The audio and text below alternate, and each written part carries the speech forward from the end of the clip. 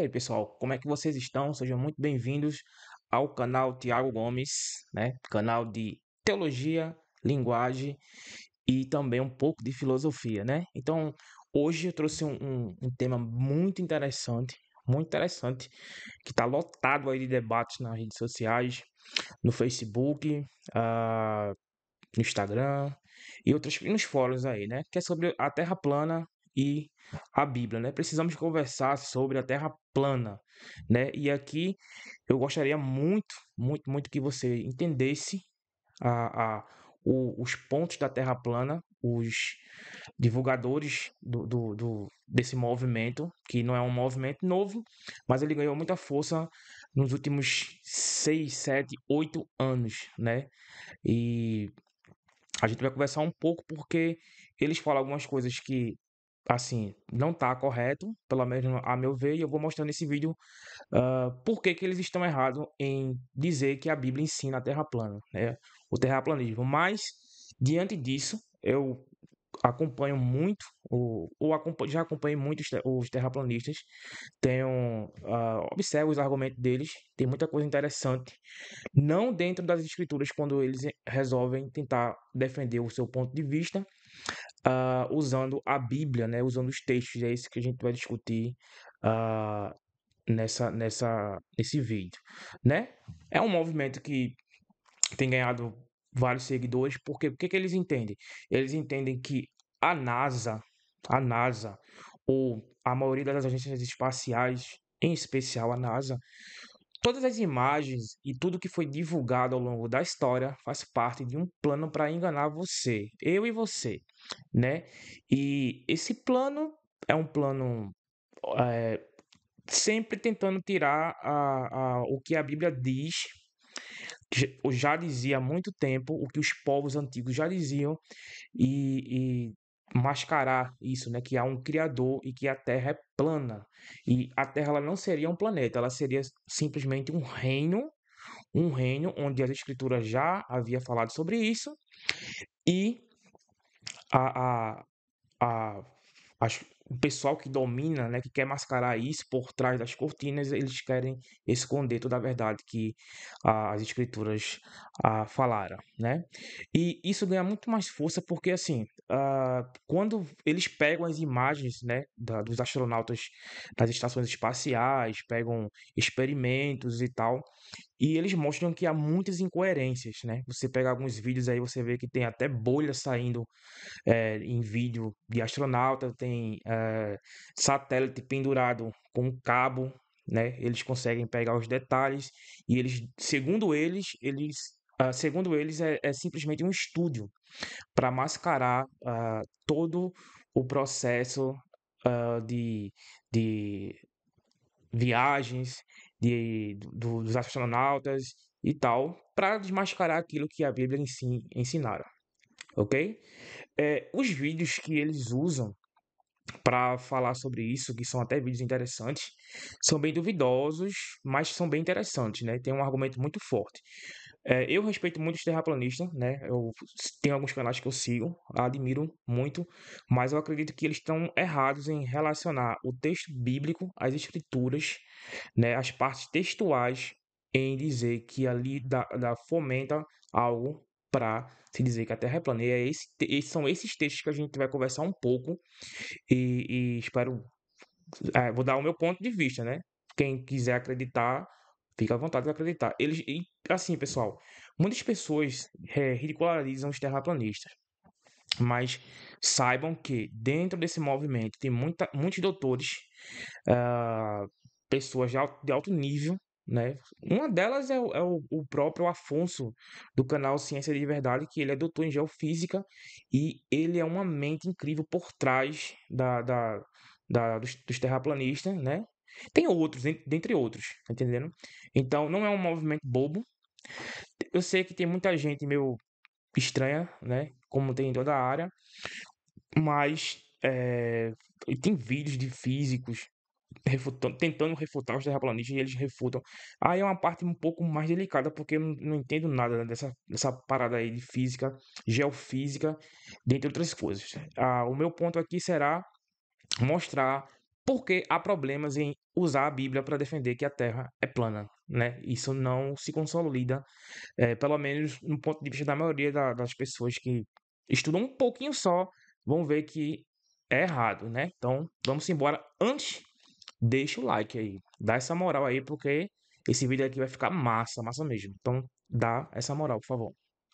Quando a gente fala em textos bíblicos para ser usado para defender algo, né? Ou ser criada alguma doutrina ao longo da história, né? A gente tem que observar o gênero desse texto, né? E o tipo desse texto. A maioria dos textos usados pelos terraplanistas são textos de literatura profética e são textos de literatura poética. Ou seja, o que isso significa? Isso significa muita coisa, porque ah, toda a literatura profética, e em especial a poética, ela tem um grande e amplo expressionismo dentro da linguagem. Ou seja, como é que eu posso dizer isso? Ah, na Bíblia contém textos narrativos, descritivos, que aquela seria a tipologia, né? E dentro desses textos narrativos eu posso incluir porções de textos que façam algum tipo de expressão muito grande, em especial os textos proféticos e os textos poéticos. Quando eu tenho uma linguagem poética ou profética, eu não tenho uma linguagem necessariamente literal, ok? Todo estudioso da Bíblia, todo intérprete e exegeta, né, aquele que estuda as línguas originais, né, não é o meu caso, mas eu sei que eles fazem isso, todo hermenêutica, eles têm que estudar, têm que saber o primeiro ponto, a literalidade do texto. Ok, isso os terraplanistas fazem muito bem, até porque eles pegam o que está literalmente escrito e desenvolve aquilo que eles acreditam, ok? Só que tem um problema. Nem tudo que está escrito literalmente, embora você deva fazer esse exame, vai colocar uma realidade última para aquilo que é expresso no texto. Ok? E a gente vai ver isso daqui a pouco. Então, eu posso ter dentro de um texto narrativo, ou seja, o que seria um texto narrativo? Com personagens, com problemática, com local, com clímax de pontos narrativo, né? Geralmente é algo realmente literal. Só que dentro dessa parte narrativa, eu posso ter expressões. Eu posso ter um texto que tem hoje em dia a gente chamaria como uma hipérbole, que é um exagero no que ele tá sendo narrado. Eu posso ter o mais comum, que é a metáfora, né? Sempre há comparações, sem as palavras conectivas, comparando uma coisa a outra, que aí seria uma outra expressividade, que seria a comparação. E eu tenho várias formas de tipologias textuais, né? Por que existe isso? Isso existe porque a língua é assim. Em todas as línguas contém isso, né? Claro que não estava sistematizado antes, lá atrás, na antiguidade. E eu também tenho uma característica muito interessante que é a linguagem observacional. É aquilo que o redator, né, ou culturalmente as pessoas que editaram o texto usaram, eles colocaram pontos de vista de uma verdade que eles observavam. Então, partindo do pressuposto de que os terraplanistas usam esses textos, eles não fazem esse exame do ponto de vista literário. E isso é muito complicado, porque eu posso pegar um texto que tem ah, uma expressão e usar ele como uma verdade absoluta. Deixa eu dar algum exemplo aqui. Digamos que você esteja chegando em casa do trabalho, da escola, da faculdade, e de longe você escute e observe uma ronda de helicóptero, né, no seu bairro. E ao observar esse helicóptero, você vê que ele está ah, sobrevoando a sua casa, né? Sobrevoando ao bairro e por um momento ele deu uma parada e ficou em cima da sua casa. Ele parou o helicóptero, né? Se você observar, ele dá uma paradinha assim, ele não fica circulando, né? Ele dá uma parada. Se você falar que o helicóptero está em cima da sua casa, em cima ou sobre a sua casa, eu te pergunto, isso está literalmente certo? É óbvio que não. Você usou a sua linguagem, hoje em dia aqui, a língua portuguesa aqui, para se referir, para se expressar de uma forma que todo mundo vai entender no seu contexto que ele não está em cima da sua casa, ele não pousou, a menos que sua casa esteja um heliporto, né? Ele simplesmente está sobrevoando a sua casa. Então, essa expressividade a gente encontra em qualquer texto, e principalmente nos textos antigos, né, em relação aqui, os textos da Bíblia, né? Quer um exemplo disso? Gostaria que você aí em casa abrisse Gênesis 7:22. Gênesis 7:22. Ah, o contexto aqui é o dilúvio, ok? Aqui o contexto aqui é o dilúvio, você lê o capítulo inteiro, mas quando você chegar no capítulo 20, no versículo 22, Gênesis 7:22, olha que interessante. Uma linguagem aqui bem figurada, bem expressiva. Ah, Ai meu Deus, cadê? O dilúvio não, desculpa, é 7:11. 7:11. Então vamos lá, rapidinho pra gente ganhar tempo aqui. Né? O contexto aqui é o dilúvio, você lê o capítulo 7, observa aqui a expressividade aqui do versículo 11. No ano 600 da vida de Noé, aos 17 dias do segundo mês, nesse dia romperam-se todas as fontes do grande abismo, e as comportas dos céus, se abriram. Observa essa parte aqui, eu quero destacar essa parte aqui, ó. E as comportas do céu se abriram. Você acha que esse texto, literalmente, ele está falando de portas, né? Comportas que continham ou contêm água? Literalmente. Se faz essa pergunta a você. Isso aqui, embora seja uma narrativa, há nesse trecho narrativo, em Gênesis 7, uma expressão. Ou seja, aqui a expressão seria a observacional, né?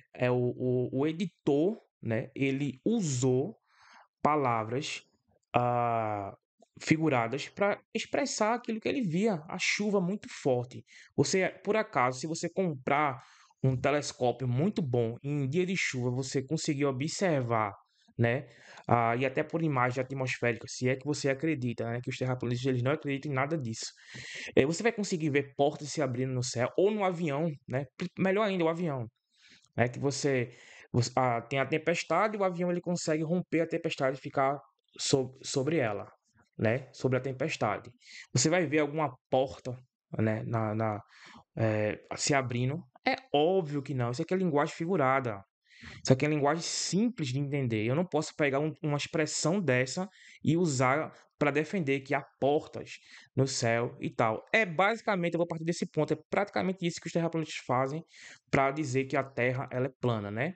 Vamos lá. O terraplanista usa um texto muito interessante que é Isaías 40:22. Eu gostaria que você abrisse aí e observasse o que está escrito e a gente vai ver se isso ensina que a Terra ela é plana, né? Vamos ver lá. Tô abrindo aqui, você lê aí, tá? Pra gente ganhar um tempo. Isaías 40:22. Ele é o que está assentado sobre o círculo da terra, cujos moradores são para ele como gafanhotos. É ele o que os que estende os céus como cortina e os desenrola como uma tenda para eles habitar.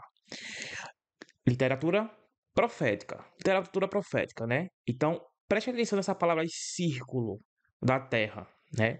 Círculo da terra. Eles entendem que esse círculo, ele é plano, que é a palavra hug. Eu acho que a pronúncia é assim, né? A palavra, eu vou mostrar ela aí, observar ela para vocês verem aqui no original, ok? Aqui tá a parte destacada aqui para você. Hug, essa palavra aqui, né? Então, essa palavra, segundo os terraplanistas, eles entendem que significa círculo e plano, como se fosse um compasso. Vamos lá, o problema, antes de falar do significado dessa palavra, se ela é circular ou não, o texto de Isaías é muito interessante. Dentro desse mesmo versículo, primeiro que o capítulo, né, ou o livro, ou a literatura em especial, ela é uma literatura profética, ou seja, vai envolver muitas expressividades em linguagens figuradas, muitas, muitas. Já para começar, e nesse mesmo versículo tem linguagem figurada. Deixa eu ver aqui. Aqui. Ele é o que está assentado sobre o círculo da terra, cujos moradores são para ele como gafanhotos, ou seja, eu faço uma comparação aqui de moradores e gafanhotos, né? Ele é o que estende os céus como cortina. Uma outra comparação que a gente poderia usar, comparação é uma linguagem figurada usada normalmente, cai em vestibular, cai em concurso, tudinho. Faz parte dos estudos de linguística. Então, dentro desse mesmo verso, eu tenho várias expressões aqui, né? O círculo da terra, que é expressividade aqui, não é literalidade. Moradores como gafanhotos e os céus como cortina, como cortina. Agora, eu gostaria que você destacasse aí nesse verso, nesse capítulo de Isaías, como ele está repleto de linguagem figurada. Como ele está repleto de linguagem figurada. Eu não vou ler o capítulo inteiro, eu quero que você aí marque as linguagens que são figurativas, né? São poéticas, não são literárias, né? Eu destaco o verso 7, né? A relva murcha e cai a sua flor, quando o vento do Senhor sopra. O vento do Senhor sopra sobre elas, né? O povo não passa de relva, né? Verso 9 ainda nesse capítulo, pra gente voltar lá na palavra. Diga às cidades. Dizer às cidades, eu estou usando uma linguagem de personificação. É como se as cidades tivessem ouvidos. Isso aqui é linguagem figurada. Ah, diga às cidades. Verso 11. Como pastor, outra comparação, como pastor, olha o conectivo aí, como, né? Como pastor. Eu sei que eu estou usando a linguagem, estou usando aqui a NVI, e eu li Isaías aqui na internet usando a NAA, ok? Eu sei que o pessoal pode comentar, e o original? Ok, calma que a gente vai chegar lá. Como pastor, ele cuida de seu rebanho com o braço, né? Verso 11. Destaco ainda para esse capítulo aí, que é cheio de expressividade, o verso 15. Na verdade, as nações são como, olha a palavra conectivo de novo, como comparar, como gota que sobra dos baldes. Olha que interessante, ele comparando aí as cidades a gotas que sobram dentro do balde. E o verso 18, com quem vocês compararão Deus? Não, acho que aqui eu já destaquei outra coisa aqui que não faz parte do vídeo, não. E no verso 22, ele fala isso aí, que ele está assentado sobre o círculo da terra. Veja só, essa palavra círculo, ela pode ser bidimensional ou tridimensional, relacionada à esfera. Eu não posso usar, ainda que isso aqui fosse literal, essa essa palavra para defender que a Terra é plana. Eu não posso usar. Não posso usar isso. Porque essa palavra aqui, segundo os dicionaristas em hebraico, né? E eu posso citar aqui um léxico que eu vi até no vídeo do Iago, ele cita isso, tentando responder isso, que essa palavra hoje em dia no hebraico moderno, ela é usada para esfera. E uma esfera é plana? Eu pergunto aí aos terraplanistas. Não. No mínimo, eu não posso dizer que isso aqui me dá uma defesa para eu dizer que a Terra é plana e muito menos esférica, porque pode ser as duas coisas, ok? Se tratando que aqui é uma expressividade que é usada no capítulo inteiro de Isaías 40 e nos versos que eu mostrei aqui. Então, assim, eu acho muito fraquinho usar isso para dizer ou concluir que a Terra é plana. Essa mesma palavra, ela aparece em Jó 22, outro texto usado pelos terraplanistas, em Provérbios 9, 8, desculpa, em Amós 9, 8. É a mesma palavra e lá tem a mesma expressividade do que A gente acabou aqui de falar, de comentar, né? Jó, ele é um livro de literatura poética, né? Poética, dentro do que comentamos aqui, sapiensal.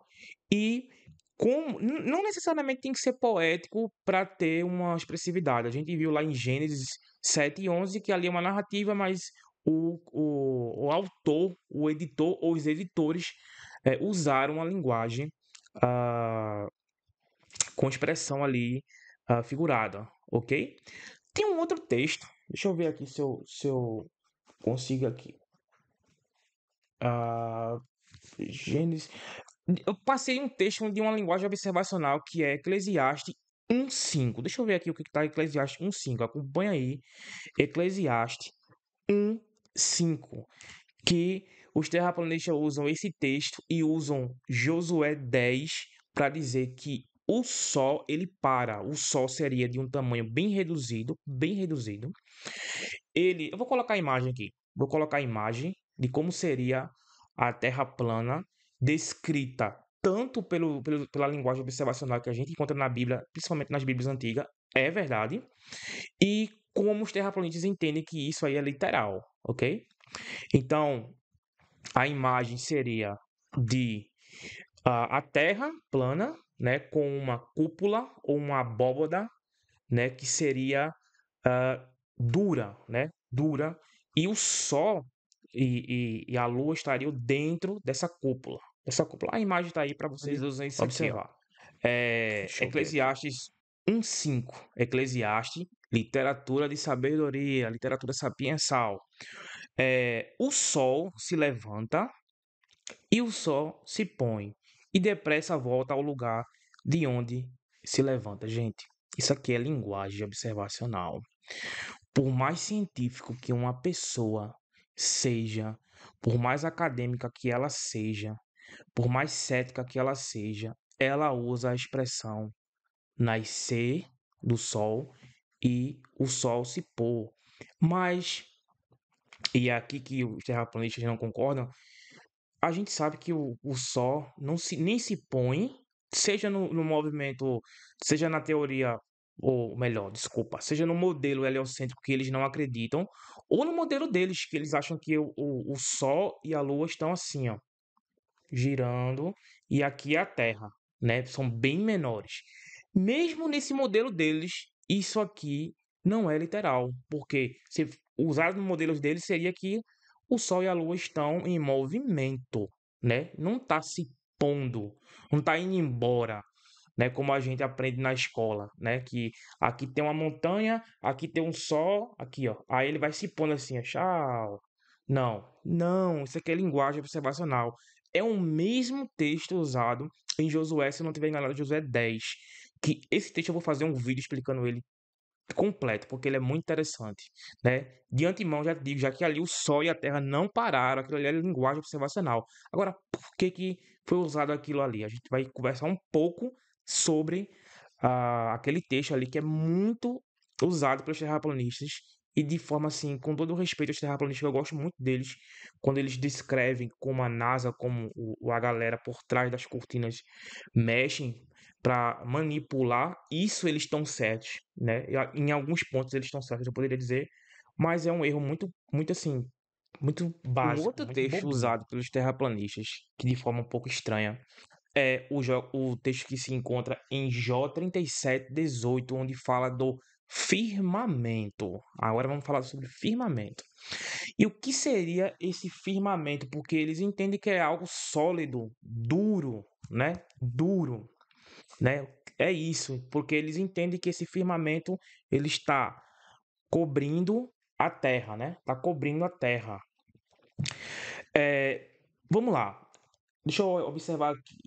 Essa palavra usada em Jó, deixa eu coloquei minha colinha aqui, fala de força. Força. Não necessariamente algo sólido, duro, porque nesse trecho aí, em algumas partes do trecho, o livro de Jó ele tenta mostrar a força das coisas, né, de Deus naturais em relação à força dos homens. Então, é usado o texto nesse sentido aqui como força, não necessariamente algo duro. Quer uma prova disso? Só você abrir o Salmo 8. Salmo 8 e 79, que vai mostrar, vai dizer o seguinte aqui, ó. Salmo 8 e 79. Olha só. As aves que voam no firmamento. As aves que voam no firmamento. Não necessariamente tem que ser algo duro, né? Algo concreto, algo palpável, né? Dentro desse texto aqui, onde as aves voam no firmamento, como se fosse sobre o firmamento. Não tem lógica. Uma outra coisa, essa palavra firmamento, em algumas traduções, está como expansão, principalmente lá em Gênesis, né? Gênesis capítulo 6, né? Gênesis capítulo, Gênesis capítulo 1, verso 6. Segundo o Bruce Alcott, difícil o nome dele, aqui ó, esse comentário aqui de Gênesis, ele fala que o firmamento, isso aqui é um dos melhores comentaristas de Gênesis, tá? Esse estudioso aqui, esse comentário aqui é palavra por palavra no original. E o que seria firmamento? Né? A palavra ali, raquia. Firmamento é o céu. O céu barra a atmosfera. Interessante que, modesta parte, falando para você aí, com toda sinceridade, quando eu li a primeira vez, eu acho que muita gente aconteceu isso com muita gente, eu entendi que firmamento fosse algo relacionado à atmosfera, né? Só que para os hebreus e para os povos antigos, nem tudo que a gente observa a gente vai descrever como é na literalidade. Por exemplo, em Levítico fala das aves que voam e eles catalogam o morcego. Só que o morcego a gente sabe que depois que é um mamífero e não uma ave. Tá errado a Bíblia?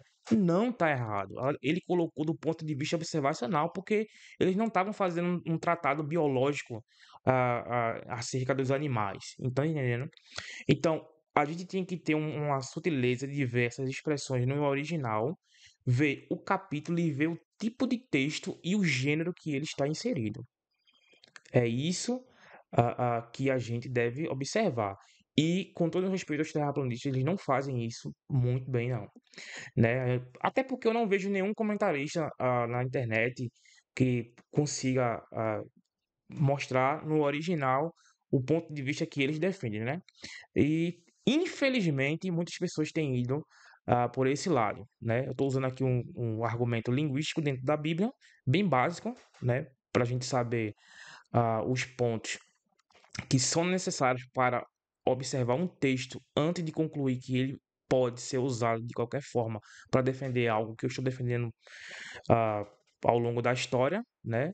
Ao longo da história a gente houve pessoas que defenderam a Terra plana, a gente sabe disso, mas uma outra coisa que eu acho muito complicada também é tentar mostrar dizer que todas as imagens que temos, que se observa, até você da sua casa, elas não são reais. Eu acho isso um pouco muito complicado, né? Eu posso até entender que alguns pontos são duvidosos, né? A, a, a ida do homem à Lua, né? Algumas coisas que eles mostram, descobriu-se o planeta tal. Eu até fico até, aí eu concordo um pouco com os terraplanistas, né? Também fico com dificuldade de entender que a gente possa estar com a força da gravidade, que eles dizem que não há força da gravidade, de cabeça para baixo e tal. É um assunto assim um pouco delicado. Algumas coisas fazem sentido do ponto de vista deles, né? A meu ver, não faz sentido do ponto de vista bíblico eles usarem esses versos, como muitos outros, aqui eu resumi, para defender que a Terra é plana, ok? Eu espero que você tenha gostado. Espalhe esse vídeo aí para os terraplanistas aí. Muitos deles já me acusaram, né? Eles acusam dizendo que as pessoas que estudam a Bíblia ou que entendem que a Terra não é plana, já que a Bíblia fala isso, que ela é plana, estão negando ao Criador, são hereges e blá blá blá, blá blá blá. Eu acho que eles precisam estudar um pouquinho mais, só um pouquinho mais, e principalmente o gênero textual, ok? E, e a característica de expressividade que um autor usa em seus textos. Eu acho que se eles vissem isso aí, eles iam ver que eles estariam enganados. Ok? Com todo o respeito aos terraplanistas que eu admiro muito, Sigo alguns canais terraplanistas. Não acho que eles estão errados em tudo. Eu acho que eles estão errados na parte bíblica, porque eles fogem disso, do que eu mostrei aqui. Mas eles catucam mesmo aquilo que eles entendem que há engano para a sociedade, né? E tal. Isso aí eu concordo com eles em partes, ok? Deixa o like, compartilha aqui o vídeo para você. Se você concordou ou não gostou, tudo bem, né? Fica à vontade. Se você é terraplanista, tudo bem, defenda o seu ponto de vista, ok? Aqui é só um ponto de vista meu e muitos teólogos, assim, né, famosíssimos, eles nem se atrevem a responder isso, porque para eles, né, segundo eles, isso aí é uma perda de tempo, ok? Obrigado, que Deus abençoe sua família e que você curta o vídeo, compartilhe. Curtir, se inscrever e compartilhar. Não esqueça disso, tá bom? Qualquer dúvida, deixa aqui nos comentários com educação e respeito do ponto de vista do outro, ok? Até a próxima.